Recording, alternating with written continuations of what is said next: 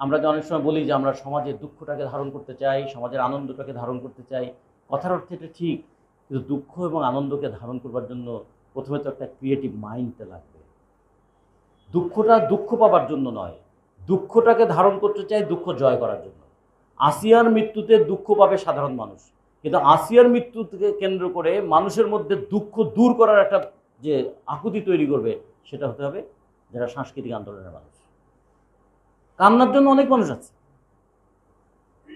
চোখের জল মোছানোর জন্য হয়তো অনেক মহামানব পৃথিবীতে এসছে, কিন্তু চোখের জল যেন না ঝরে সেইরকম একটা ব্যবস্থা তৈরি করার সংগ্রামী মানুষ পৃথিবীতে খুব কম। চারণ তো তার কাজের মধ্যে দিয়ে সেই আকুতিটা তৈরি করবে। এজন্য চারণ শুধুমাত্র পাখির মতো শুধু রিপিটেশন করবে না। পাখির যে কলকাকুলি, এটা রিপিটেশন হয়, কিন্তু চারণ করবে নতুন নতুন সৃষ্টি। যে নতুন সৃষ্টির ক্ষেত্রে আমাদের খেয়াল রাখতে হবে সমাজের যে দায় সেটাকে আমরা অস্বীকার করব না। সমাজ যে দুর্ভোগ আমাদের উপর চাপিয়ে দিয়েছে সেটাকেও আমি কখনো ভুলে যাব না।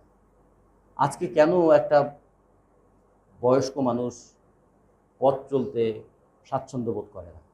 আজকে কেন একটা শিশু, তাকে বাইরে যেতে বাবা মার বুক কাঁপে?